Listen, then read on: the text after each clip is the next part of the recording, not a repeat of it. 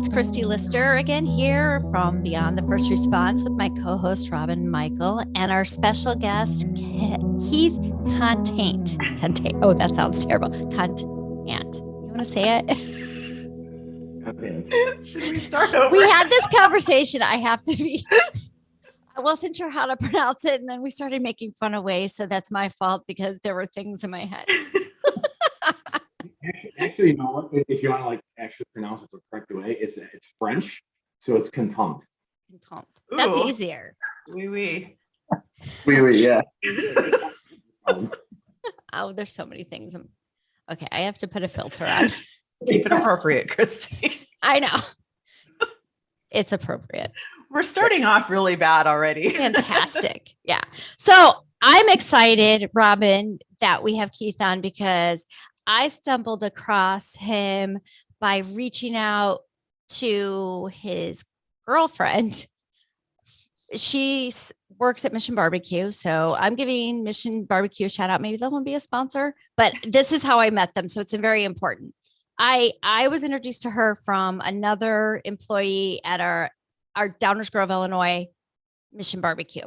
I went in, I spoke with them, and she's like, I have somebody you should talk to, which was his girlfriend, Joanne, which then I touched base with her and he happened to walk into the house. And we had about an hour and a half conversation while I sat in my parking lot at work and got to know each other. So incredible what he does. And I'm so appreciative of everything and even carrying over in your now new position at Mission Barbecue, but doing things for the passion, which is what we do. So thank you, Keith. And thank you for coming on. I know we were hitting back and forth, trying to touch base a few times. So I'm excited about this and your new ventures as well. So we'll get into those, but we always have an icebreaker. So Miss Robyn, if you would like to give the icebreaker. We didn't confirm which question that we were going to ask, but I kind of like this question. Tells me a lot about the person. Toothpaste. I like that face. Crest, Colgate, or Aquafresh? Trying to think what I just used. Not Crest. I think it's Colgate. Okay. You're a Colgate man. Yeah. Then I have to ask, do you squeeze at the top of the tube or do you roll the bottom of the tube? That's a real question. So I'm a squeezer. And then when it gets, to the end, you kind of roll it, but then it kind of unroll. So, okay. And then you just start squeezing it as much as you possibly can. Joanna's really bad about that. She gets every little drop where it fits close to me. I just throw it away and just round two, Yeah. I used to be like Joanne too. And then I'm like, I don't have time for this. Yeah. Have you ever cut open, with scissors, cut it? And then I've done that too.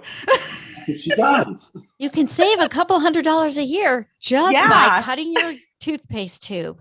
That was definitely a college thing. Listen to us next week for some more cheap advice. Follow us. How to save money. Beyond the first response. See, that is kind of beyond the first response, really. Could be frugal, could be right. Penny pinching, some other things. Especially now, looking at the price of everything, everything's went up. So it really is. Yeah. So that adds stress. Yeah. That's a lot. It is. All right. True. We will start getting semi-serious.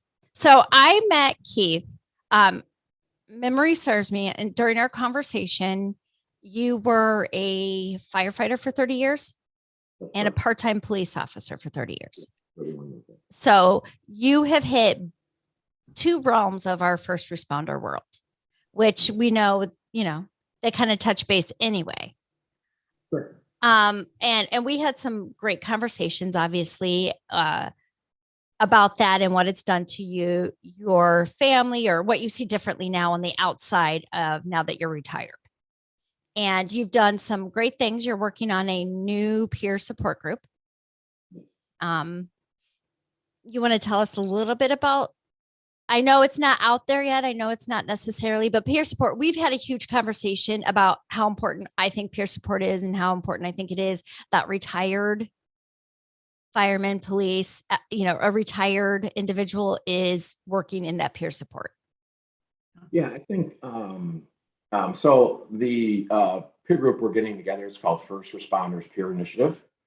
And hopefully we'll be kicking off by June and getting it up and running. And basically, it's going to be just a peer support for policemen, firemen, dispatchers, and that sort of thing. So we're looking forward to that. We're just trying to get our training program developed right now. So I'm really looking forward to continuing the peer support move on law enforcement and firefighters and dispatchers, because they're all, me being at least two of those. I really wish it was brought out a lot earlier in my career. I know I've seen a lot of things in my career on both sides. And if I would have known, if I would have known there was some type of peer support, I probably would have been able to deal with things a little bit better sometimes. How did you get involved? I mean, you're retired, but how did you initially get involved with peer support? So through the fire department, I was going to see a counselor. I went through a divorce about 9 years ago. It's kind of when I started going to see a counselor. It was not counselor, but our E.H.E.L.P through the fire department. So I've been going through her for a while, and when I was getting retired, I was better. I just still going. I go talk to her, and we just kind of chat and just talk about all kinds of things going on. And I kind of told her, like, I kind of feel like I want to pay it back. Like, you've helped me. I want to try and help other firefighters and of course, police officers. And the city actually has a peer support group of Chicago. So I'm kind of part of that too. And I was trying to get something to be more broader, to like expand outside to police and fire. And that's kind of when I got involved with peer support through Tom Howard, who's actually going to be he's starting this new program. He's a Evanston fireman. So I guess the thing was, I was thinking about it and talking about it. And then what happened was as a police officer, I trained a young guy, 24 years old. He's a great officer, a young guy, always happy, energetic. Nothing to take this kid down. He left our department, went full time for about 7 years at another suburban department. And at 33 years old, he just got married recently. He had a 1-year-old baby. And one morning he woke up and decided he was done. And he put a bullet in his head. Wow. So I think that saying, what did we miss? Mm-hmm. Miss something? Did we miss some kind of clues? Did we miss something that he said about the way he was actually feeling? So that really like kind of pushed me, like, okay, I've got to do something about this. I've got to get to these guys, especially law enforcement officers, to really, really change their thinking. So that's kind of how I started. I think that suicide basically just pushed it. Like, okay, I've got to start this. I've got to get going. And being retired, it's actually, I was hoping I had more time to do it. It seems like it's working out pretty well. It's interesting because you think back, like, of course, we're on that other side of suicide as well, which is why we met. But obviously, we want to have deep conversations, but know that you can be happy even after, even through grieving process, the importance of happiness that's there. But do you think, did you start taking a look at how you were feeling after he took his life? Yeah, it does. It opens your eyes. I mean, as a police officer, you have this. There's this stigma that comes along with it, and the things that I went through and the way I dealt with things was probably not the correct way, but it did open my eyes to, like, okay, what's going on in my head now, and what can I do to try and help myself and others, So that is key, I think, first realizing that your coping mechanisms, and even on, your family side, I know my coping mechanisms probably were not the healthiest during the past 25 years, but we learned that after.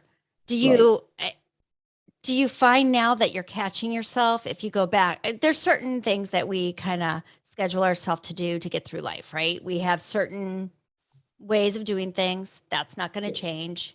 That's how we cope or get through that are healthy or just, routine. Do you catch yourself going back to any when stressors come up, any triggers or any coping skills that maybe you're like, oh, whoa, I'm not going back to that one? Well, you know what? I mean, I've been through so much. I think the thing is that I try and do is I just try and put myself in a place where I can find some peace. And just, my coping, like back in the day, my coping was like dark humor. Yes.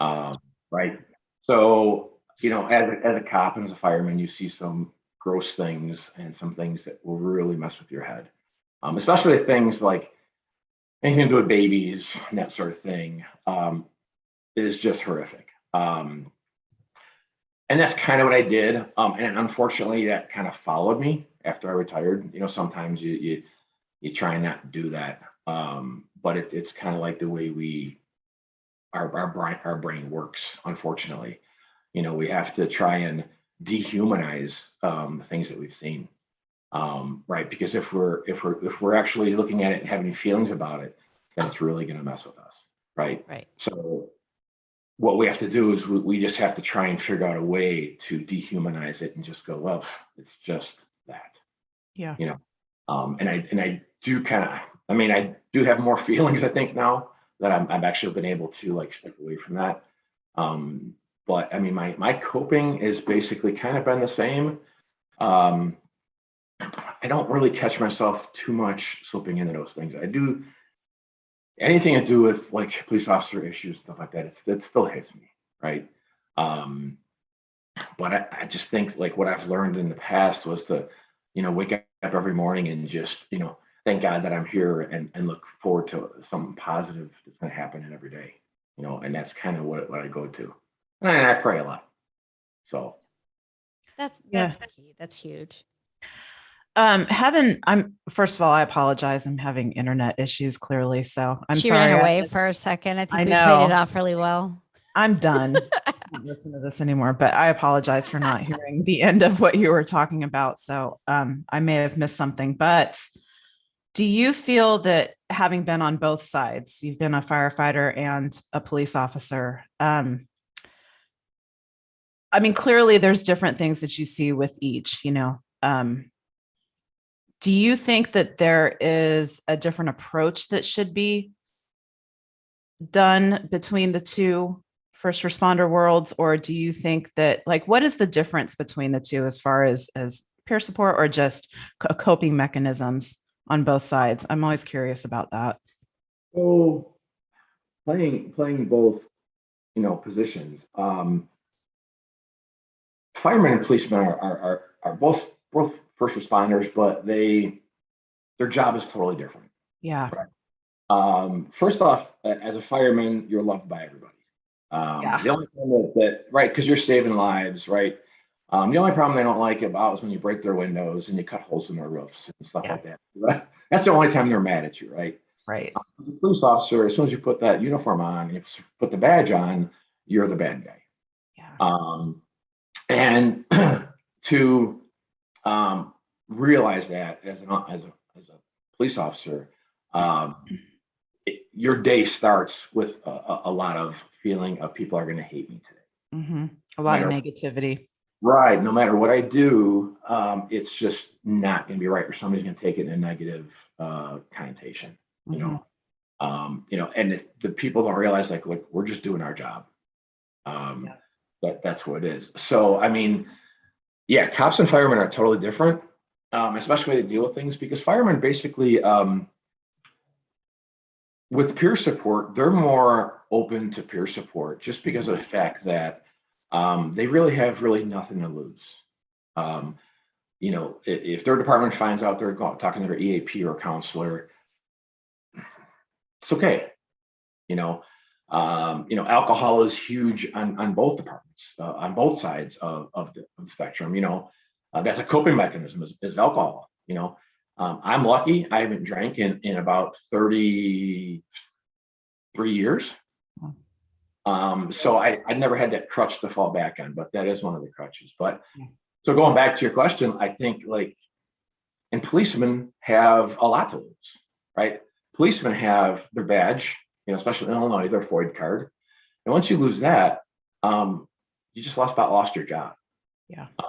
So policemen are actually less likely to actually talk to somebody about help, about having to talk to somebody about what they're dealing with or what they can't deal with, because of that fear that their administration is going to basically just going to take their gun, take their badge, and say, "Have a nice day."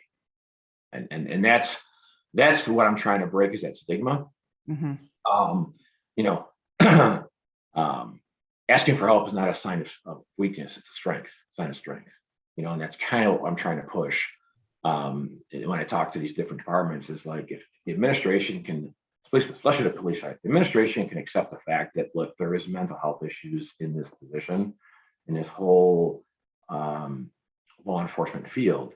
Once they acknowledge that and accept that and say, listen, I would rather have an officer go get some help and be 100% or at least 90% than an officer that's struggling, it's not, and keeping it inside where he's about 30%, right? So the difference is just the administrations, and I've spoken about this before at conferences, is administrations have got to accept the fact that, look, it's okay to be not okay, right? It's okay to be, upset about something, and it's also okay to talk to somebody about it. So yeah, I think to just get to your point about the gun and the badge, I think it's with police more tangible actions that are taken like that, taking away the badge, taking away the gun. With fire, and I don't know if you know my backstory, my husband was a firefighter for 14 years and took his life 3 years ago. I think it, like you said, it does depend on the department. And I'm not sure if his department would have felt a certain way about him, but in his mind, he thought that he was going to get in trouble. That was stated to me many times. They get put out on leave, unfit for duty. But that was what I wanted to know. Like, I feel like with fire department, it is a little bit more open for discussion because they are more of a family, I guess.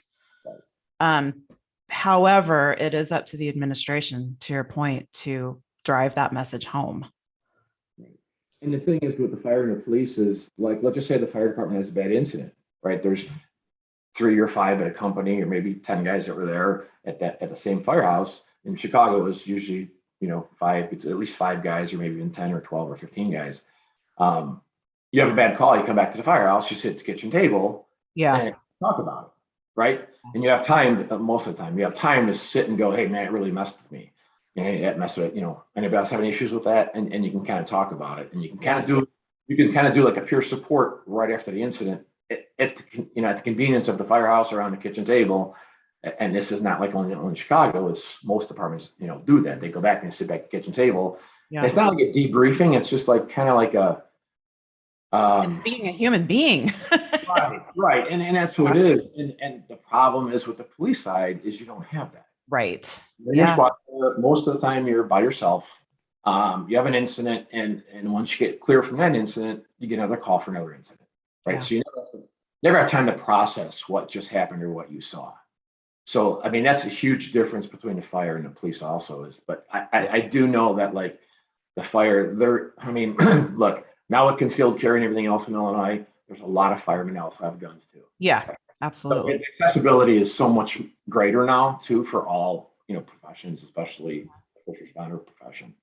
I know most of my firemen friends, I've actually got them through a class, for concealed. So it's definitely in both departments, but I know the fire, they can put you on administrative leave until you're quote unquote fit for duty again. And I get that part. right? And when I went to my EAP, it was the same thing. I kind of felt like, okay, where is this going to go? And is this going to affect me in any way? Yeah. It's going to affect my police job, you know?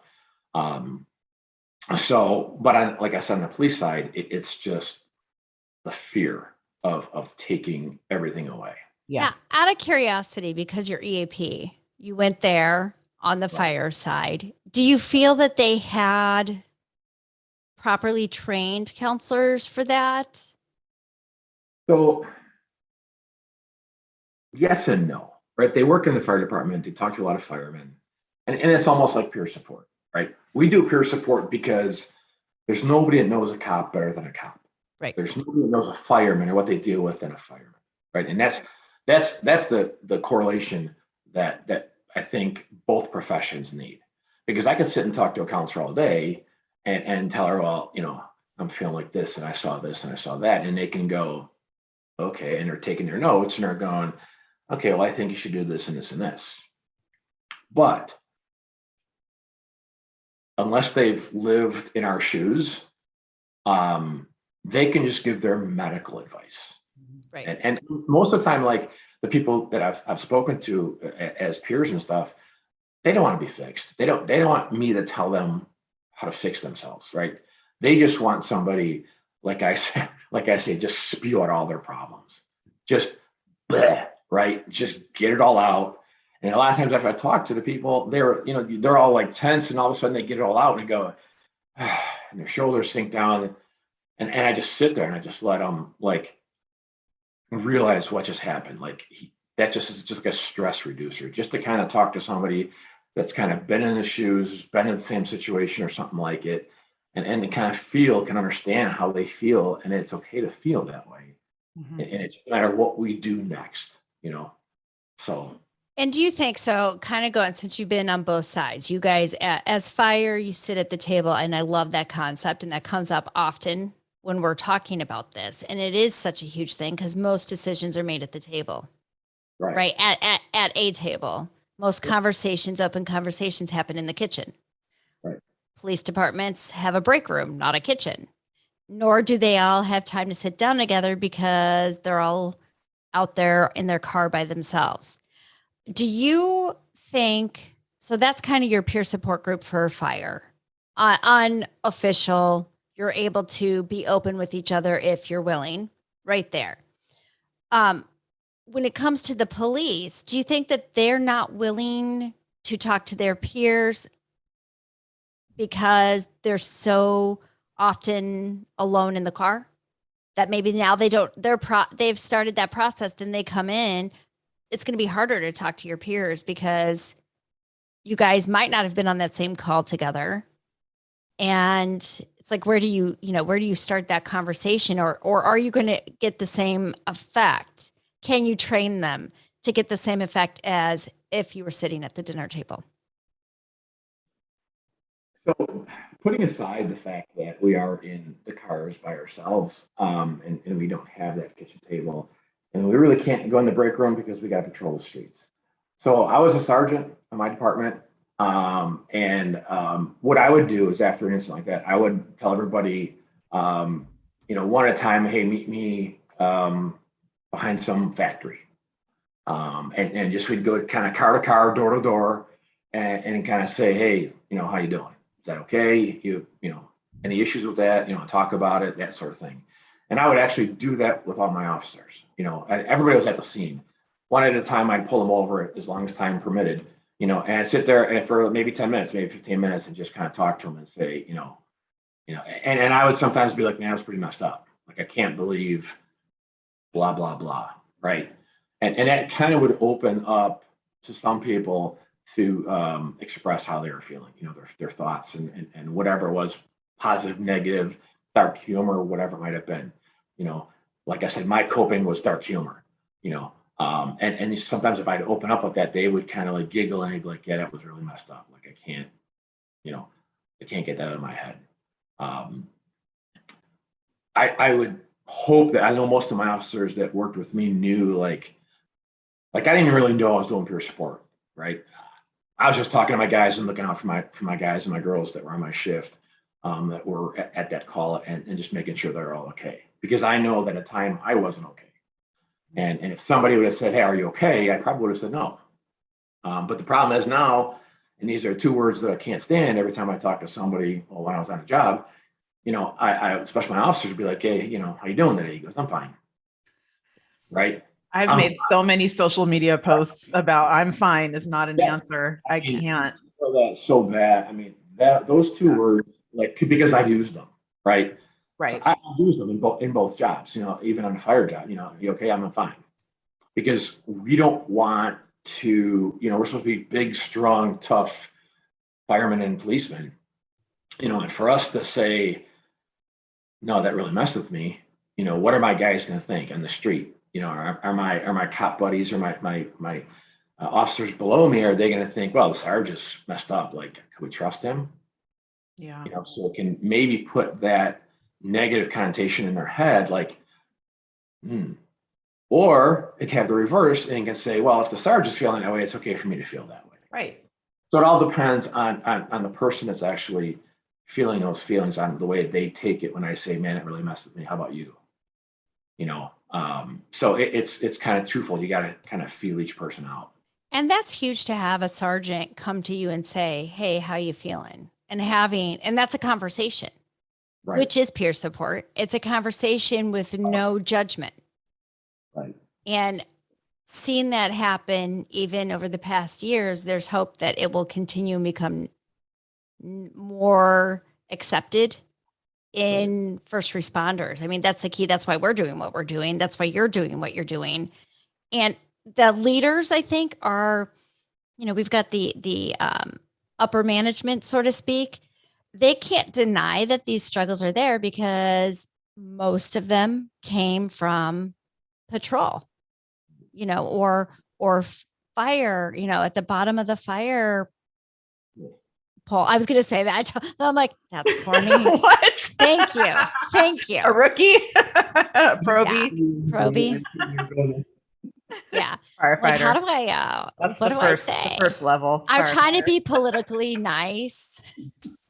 Whatever. We know I'm really not. But yeah, it's important. I don't know. I see here, because you're in Illinois with me. I watch different departments say, oh, you can't go and talk to the chief about that, or you can't go and talk to the village manager. I'm like, are they going to fire me? I don't think so. I mean, let them try. Right.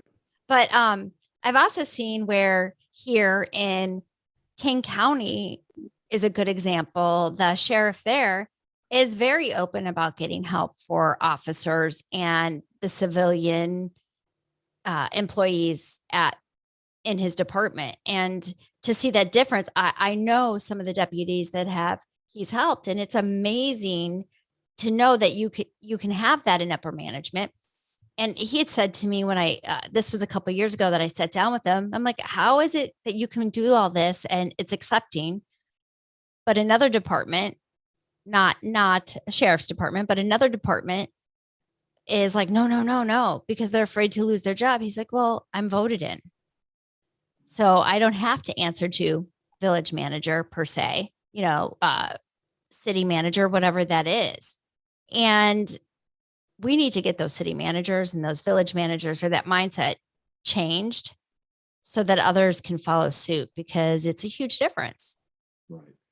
Yeah. And I think the problem is, like, what I've seen so far, and I've been doing this for just a little over a year, peer support, in a real aspect way, right? Where I'm actually saying I am a peer supporter, right?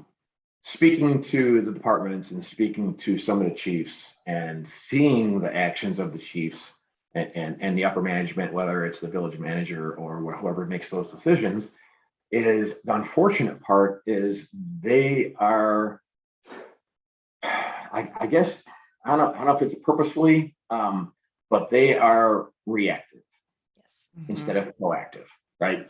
And that's what's got to change. Yeah. Right. And like the sheriff in King County, he's trying to be proactive. And that's what we need. We need proactive actions, not reactive. Because reactive, it's too late, right? You already lost an officer, you already lost a fireman, you've already lost whatever you're trying to save. Right. And that's kind of what I'm trying to get across to when I speak to management, is, listen, you've got to be, proactive about this. You've got to hit this before it hits your department, or actually even after it hits your department. What are we going to do to let our officers know, like, look, it's okay. Come talk to me. I got an open door policy. Right. Do you think that Yeah. sometimes though they're reactive because they're struggling, or they have struggled, and so it's a reactive because that will bring up things inside them? I think the reason why they're being reactive is because a lot of them don't want to possibly have that. I'm not sure, right? The only thing I could think of is because could be too hard to say, look, there's 7 guys in my department that all need help. Like, what kind of department am I running here? Okay, so I think that's why they just kind of push everything under the rug and not really face the actual issues that are going on. They would rather just deal with it when it happens and go, oh crap, and then maybe they will do something after that, and maybe they won't. I know for fire, a lot of policy change comes about when there's a fatality, a line of duty death, because of a fire, and some accident happened. And then, oh, okay, this is the scenario that happened. We didn't take this into account. So now we need to do policy change on how we react to this type of fire, or whatever it is. So I kind of feel like it's that same mindset, even though in this case, we already know what the scenario is and we can get ahead of it. But it just takes one person to step up and say, okay, I'm going to take this on and I'm going to move the needle forward on this. Their jobs are so big. And I mean, even battalion chiefs that I've talked to on the fire side, they don't have a moment to breathe. Right. Let alone be proactive about anything in their job. And, I don't know what the answer is to that. That they've just got big jobs, and a lot of it comes down to budget, I guess. They're usually down people. They're usually filling in for somebody, but I feel like it's twofold. It's because that's the way that the job is designed. You can't possibly think of every single scenario that's going to happen with a fire until it actually happens, I guess. But then, also it's just bandwidth to some degree. Yeah. And I think, on both sides, and I just keep stressing this, administration, there's pros and cons on the way I see, like, if they set up something that, okay, everybody's got to go see a counselor or EAP twice a year. Yep. Right? Every 6 months, you just have to go there. I don't care if you talk, you just have to go there, right? So what that can do is do 2 things. One, the guys that actually do want to talk and do have some issues, they can maybe have that avenue to get it out where, and be able to talk to somebody. And in the same fact that if everybody's going and nobody's saying anything about what they talked about or didn't talk about, there's nobody that can look at you and, oh, Keith, he went to a counselor, man. Can we trust him at the fire scene? Can I trust him to have my back when we got a shooting, right? If we're all going, especially the chiefs, right? I'm not talking about just the officers and the patrolmen and the firemen and that sort of thing. I'm talking about from the top down. Yep. Right. Everybody on that department has got to go talk to somebody. That can be one of the answers that can kind of get you proactive. Like I said, whether it's once a year, I think, and now talking about downstate, they're starting to open their eyes a little bit more about peer support and accepting it. Like some of the departments, I taught a class a couple of weeks ago, that they're really, really moving towards peer support downstate. That's huge to hear, because I'm from downstate. Yeah, And yeah. I've heard so many stories that it hasn't been that way as of yet, that they start to, it's a Band-Aid. It's been a Band-Aid. So for them to finally start peeling that off, Right. that's I'm grateful for that. Yeah. They got to And I keep know peeling. Sorry. Yeah. some departments are actually starting to embed a counselor within the department. They're an employee of the department. They go on ride-alongs and they become, a peer Right. to them, but also have the training of, a mental health counselor, therapist. So Yeah. And to go back to your question, like, you can talk, that's kind of why I'm really pushing like peers more than a counselor. Because I mean, if I talk to somebody and if I really think like you need to see a counselor, I'm going to say maybe you might need to see a counselor. Yeah. Right. But I think cops and firemen both probably more apt to talk to somebody of their peers Yeah. than to talk to somebody of a medical field. Because in all honesty, like EAP, they've got to write down, hey, I talked to Keith Contant today for, an hour. And then if something comes up, they're going to pull all my records and say, well, why did you talk to the EAP for an hour, for 6 months? What's going on, and that sort of thing. So with like talking to me, I don't keep records, right? I talk to you and that's it. And like when I talk to somebody, I'd make sure that they know, definitely not judgmental. You talked about it earlier, and everything's confidential. I don't, it's between me and the person I'm talking to, and it stays that way. And it's a thing about trust. They've got to trust me, right? I've got to be vulnerable enough to give them something where they can feel relaxed and they can trust me in telling me what's going on with their issues. But and do you feel that actually triggered a question with me? Do you feel that how are you taking care of yourself? So you're obviously, when you have these conversations with people, you're listening, but you probably also give up a little piece of yourself too. Sure. And having those conversations, it can be hard. I mean, just like Christy and I, we kind of take the rest of the day after recording a podcast because it's a lot to talk about this. So how do you take care of yourself after that? So I think the biggest thing like that I pick up from your support is basically we're both learning. We're both growing. Yeah. So by me sharing what I've been through is kind of helping me get that off my chest and be able to talk to somebody, right? So it's not just like, and I tell my people who I train is like, look, don't feel that now that you're a peer supporter, you're not going to need peer support at some time. Yeah. Be acceptable to that.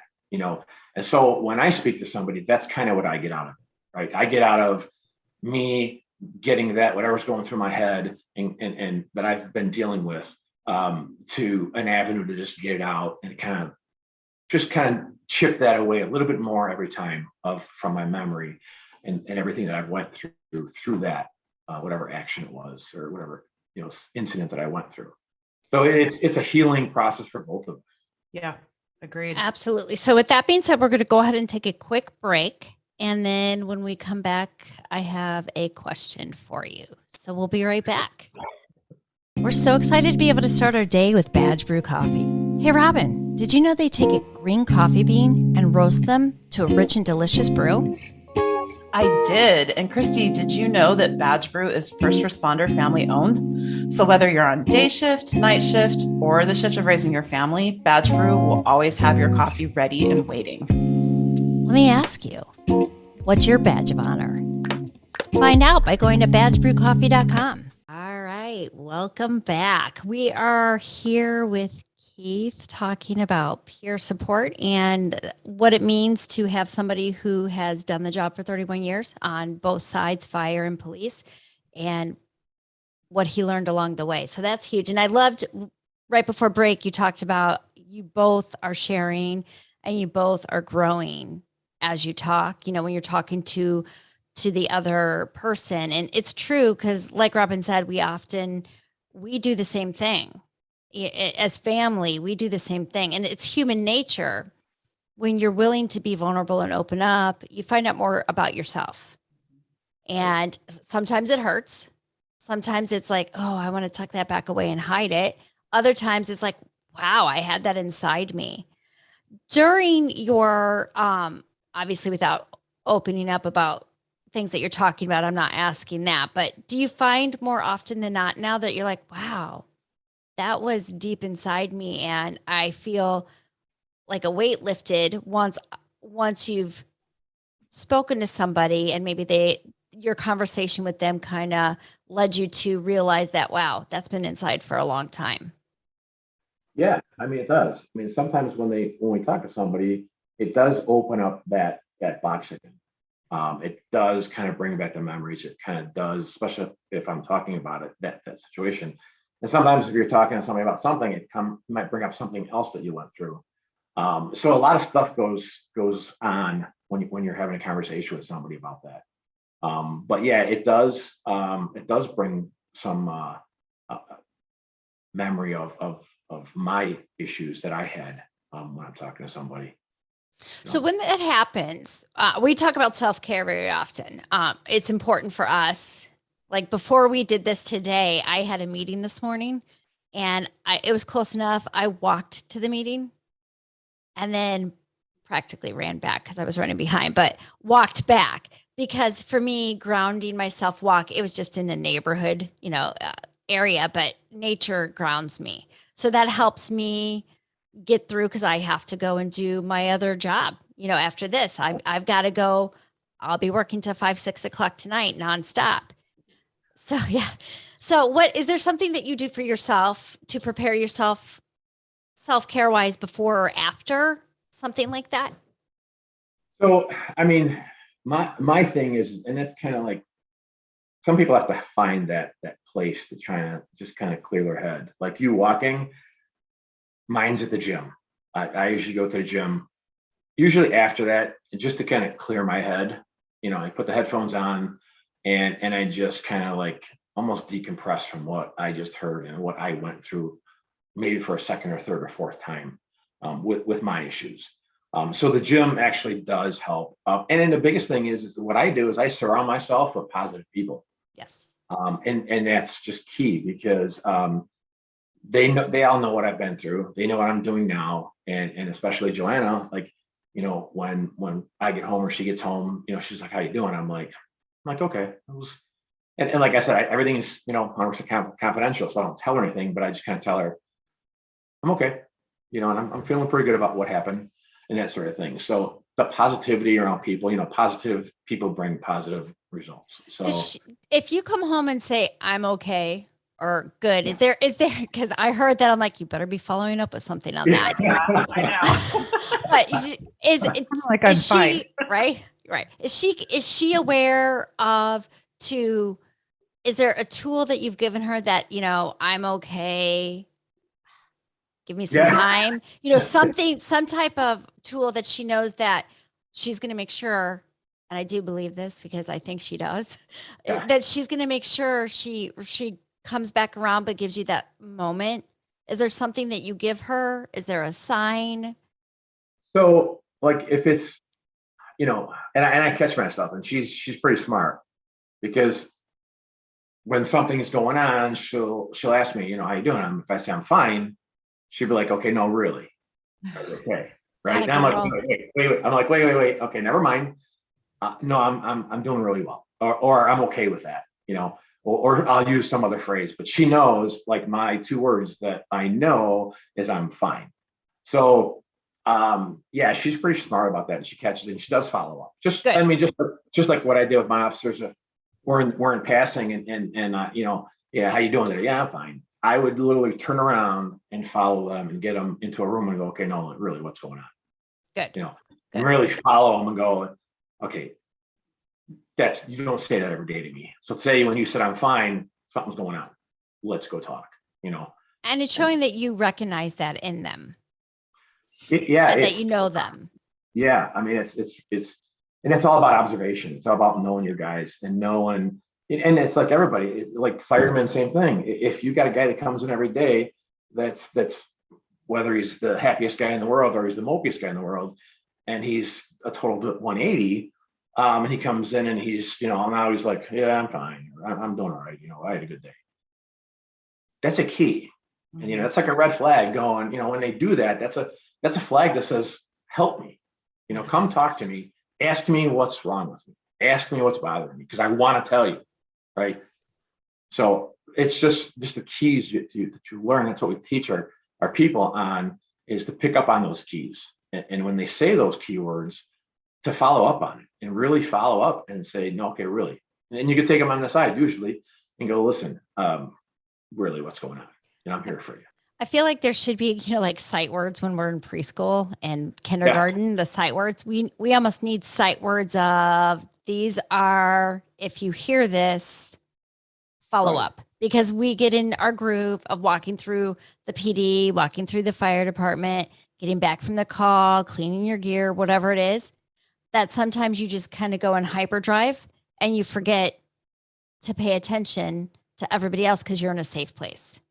Yeah. And that's how we end up missing things. It's not we intentionally miss things, but you're in a safe environment where you feel like maybe your guard doesn't have to be up all the time. And when your guard is up is when you notice things. But Right. when your guard is down, you don't even think about things.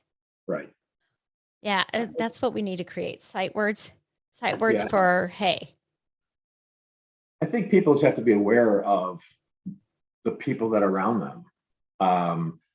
And like I try and tell everybody, if you ask that question, be serious about it. And if they do have that keyword or whatever it might be, to really follow up on it, because we don't know what they're thinking. We don't know what part of that stage they're in.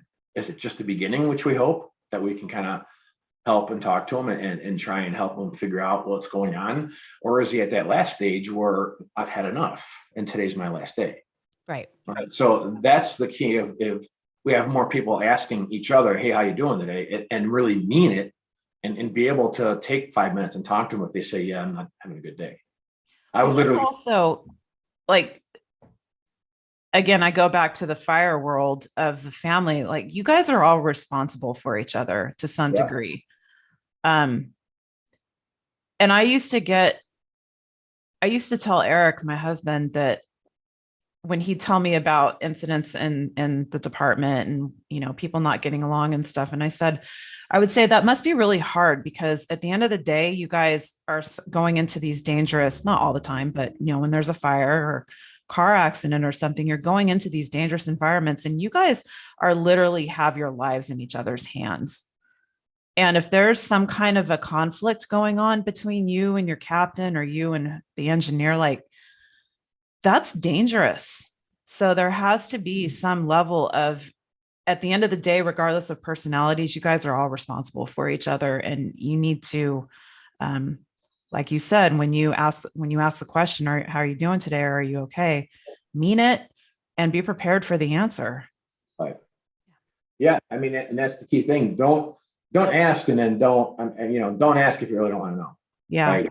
Because if they come out and say, yeah, I'm having a horrible day. Like I feel horrible. I mean, your next thing should be, let's go talk. Right. Talk to me. What's going on? Not, oh, that kind of sucks. Well, I'll see you on shift. Yeah. And I know, like, yeah, I mean, the thing is both professions is, your life is on the line, whether you're in a fire scene, if you're, you could have a conversation with somebody that didn't go well, and then you get a fire together, and you're hanging from a roof between rafters, and you're trying to have him, pull you out, and he all of a sudden, well, we're not talking, we're mad at each other. Yeah, you can't. So I mean, look, there's a lot of strife. There's a lot of bickering in these jobs. You don't like everybody, right? Of course not. Some people just are not likable. Some people are just miserable. Yeah. And unfortunately, these jobs, you have to kind of put that on the side because we are supposed to trust each other and be families, right? And that's the whole thing about is that trust issue. You gotta be able to trust, your partners and your guys. Whatever you have on the side, whatever you disagreed about, when those bells ring or that call comes over the radio, all that goes out the window. And you've got to be, you got to protect your partners and your family. Well, and I think it's important to point out there's some guys, and when I did a training one time, one of them said, what if they're just an asshole? And I'm like, then they're just an asshole. But then we came back around and they said something about, this is what it looks like when somebody's struggling. And he's like, well, that's different. I go, that's why that other guy's an asshole. So it's not going to change no matter what you do. Right. But you now know the difference between somebody's acting out because they're struggling and somebody's acting out because they're an asshole. Right. Well, and it's taking away, not taking things personally as well. Right. You have to step outside of there may be a conflict, but it's not about you. Exactly. You know that you didn't do anything. So let's try to figure out what's going on with this other person. Because 9 times out of 10, when someone acts that way, it is because they're struggling with something. Sure. Yep. Yeah. And the thing is, I don't think I realized that at the beginning of my career because I was just concentrating on myself and making sure I was okay and I was healthy and I wish that I wish I would have paid more attention my younger years as a new patrolman, as a new fireman, to get these ideas. I had another guy that did the same thing. He was at my firehouse and he was struggling a lot. And I wish at that time I would have been able to. I mean, we talked, but I don't think we talked enough. And he wound up same thing. He wound up taking his life at 46 years old or 50, 51 years old or whatever like that. Yeah. And he had all those red signs. He had all those flags going off and the bells, whistles, and everything else going off saying, hey, I need some help. Somebody talk to me. And, unfortunately, we didn't get to him in time. But yeah, like what Christy said, it was like sometimes if you're an asshole, you're an asshole. But you should be able to decide, is he always an asshole or is it just right? So that's what you really got to pick up. Like you said, it's those cues. Like I said earlier, like if he's always an asshole, then he's always an asshole. If the day that he comes in, he's not an asshole. There's a problem. Right? That's what you got to worry about, right? Because now he's just not being himself. Now something's really going on.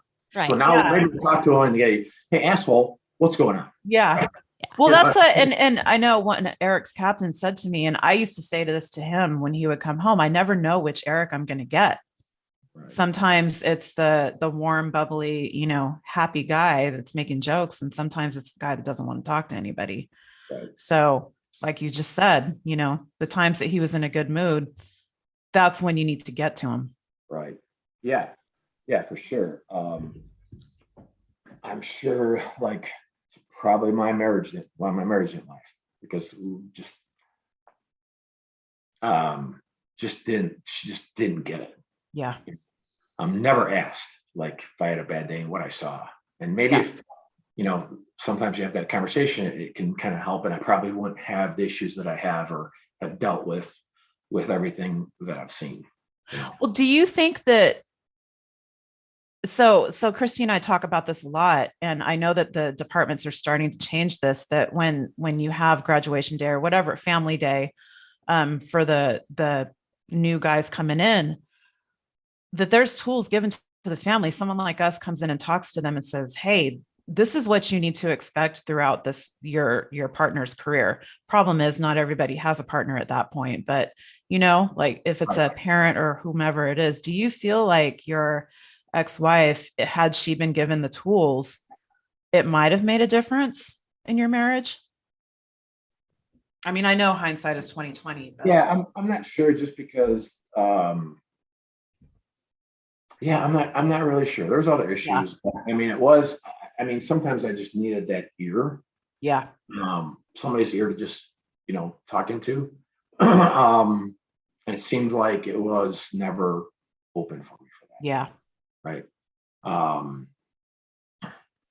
So yeah, I mean, and what you talked about, like with the new candidates and the new patrolmen and stuff like that, I think that's who we really have to key on. Yeah. We really have to grab those, and like in the city, our EAP, and they go and talk to the new candidates. I think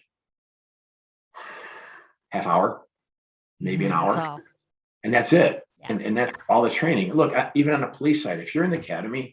And they come and they talk about peer support or EAP, whatever we have to offer. Same thing. And the problem is that it's, they train you on firearms for, 40 hours or 60 hours it may have been. The amount of officers that actually pull their weapon out during their 20 or 30-year career is minimal to the ones that actually need mental health support. My dad was a Chicago policeman for 23 years, never shot anybody. And I think he only pulled his gun out a couple times. And he was in one of the worst districts in Chicago. Wow. And that was back in the 70s and 80s. And it was just crazy. It's not like at the Wild Wild West now, but, they train you on all these things like, oh, the law, you need to know the law. Oh, you need to know this. why don't we take at least 2 days or 3 days and say, this is mental health. This is what you are going to probably go through and deal with. We have this support for you. We have this, that you're not going to lose your job. We understand there's an issues. We want you guys healthy.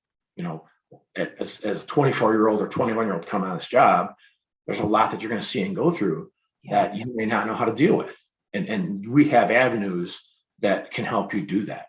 And that's along with, and that's part with the administration, they have got to say, let's get these new guys educated, not just an hour and saying, yep, here's our EAP office. It's located at, 520 North Wacker or wherever it may be. If you need to go talk to them, it's, go talk to them, Right. and that's it. And,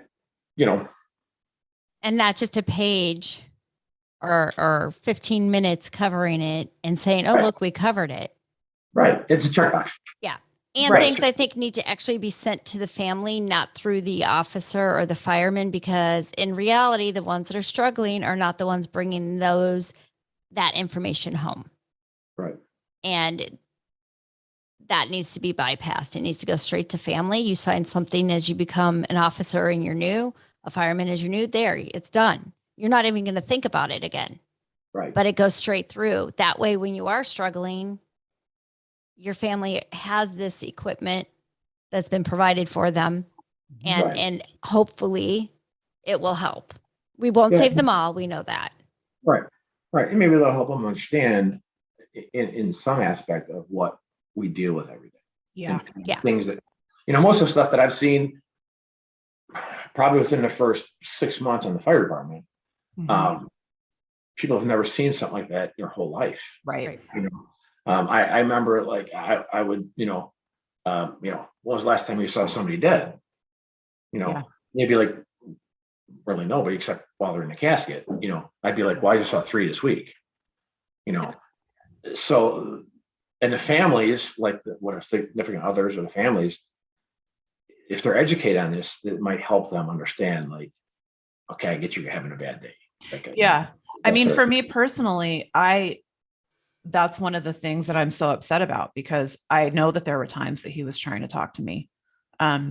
When he would come home and there was an incident that happened that he was sharing with me, those are the times that I should have paid more attention. I did, but I probably could have done more, and I just it didn't occur to me the stuff that he was seeing. I actually grew up with a mortuary in my family. So I lived there for a period of time. So yeah, I mean, I've seen some stuff too, but not to that degree. It was more seeing the families, the effect that certain things had on them after the fact. But yeah, I think that, and I try to, within his department, with even just the peer support team that they're building out there, tell them, try not to pass judgment on the families until you know the full story, because you just don't know how this job is also affecting them. You don't know what the person is bringing home to them. Because I know, I was a bitch.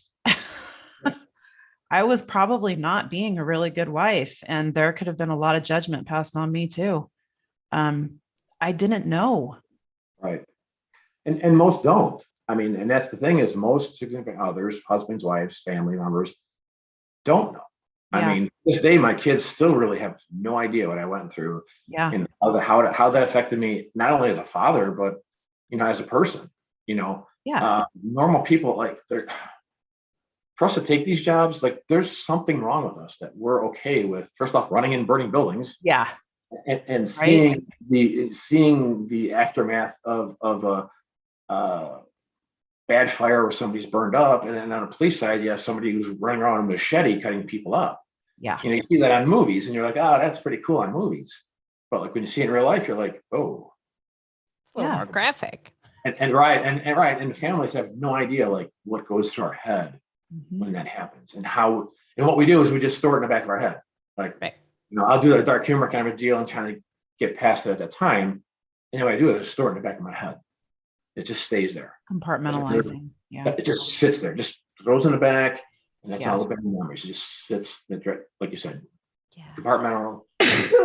Right there, Mars. And that's, unfortunately, that's usually what happens. PTSD and stuff like that, and all these things. I always tell everybody, like, it's usually not just one thing that sets somebody off. No. Right. It's cumulative from year to year to year to year to year to whatever else you see in those 5, 10, 15, 20 years in your career. And that's what it is, because you can't get that out when you should. You deal with a situation, you should like immediately like want to talk to somebody and go, yeah, it really messed with me. Yeah. Because that might help you not put that back, and just it might flush through them. It might just come in, you talk about somebody, and now it's gone. And now you ain't got to worry about it anymore. Well, and that's the idea of talking and having that conversation, Right. getting it out, processing it, and you can breathe. Yeah. Yeah. We get into your long-term memory, so it's not they're playing over and over again in your Right. short-term. Right.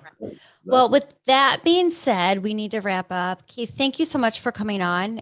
It's an honor to have you here, and I'm excited about your new peer support group coming out. So you'll have to give us more information on that as it comes out. It's what First I'm sorry. responder peer initiative. Yeah, I was just looking back at my notes. Yeah, first responder peer initiative. And we're not just going to be in Illinois. We're going to be, we're not going to contain it just to Illinois. So that was going to be my question. All states. Fantastic. Fire and police and dispatchers. And dispatchers. That's fantastic. You wouldn't believe if we talked to dispatchers. You would not believe, as police and firemen, we were able to have closure. Whatever we do, right? They don't.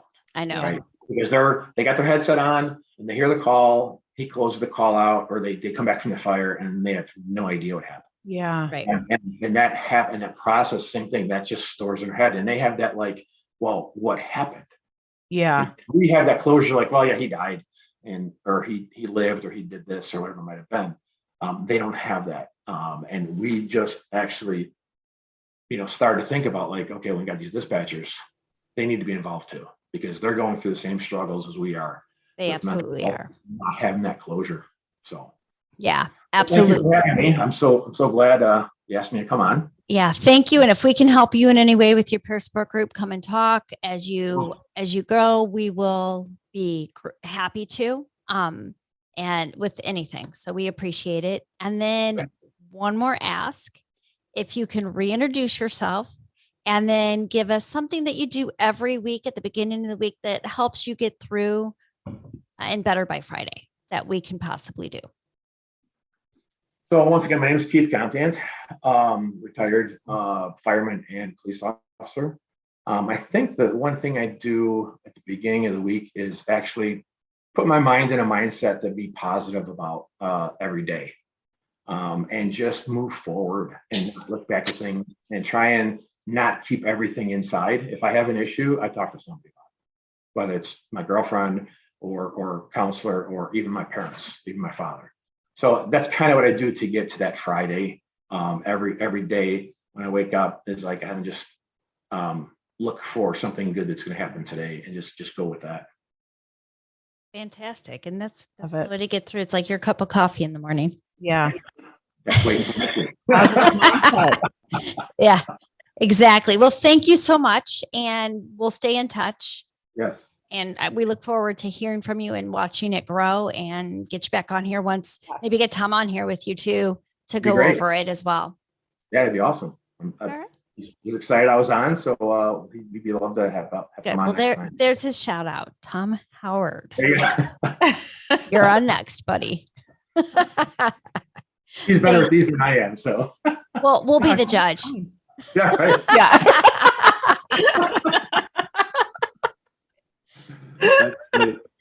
We'll come up with something. We'll give him some questions that he's gonna be like, huh? Yeah. Give him the toothpaste question. Right? But yeah. Rumor has it you like one ply toilet paper, not two. Is there a reason why? Toilet paper roll, front or back? Yeah. Top or underneath, yeah. Yeah. I heard you've got about 100 rolls saved in your gun safe. Is there a reason? That's good. I like that one. Well, thank you. You have a wonderful day. Thanks, you too. Take care. Thanks. All right. Bye-bye.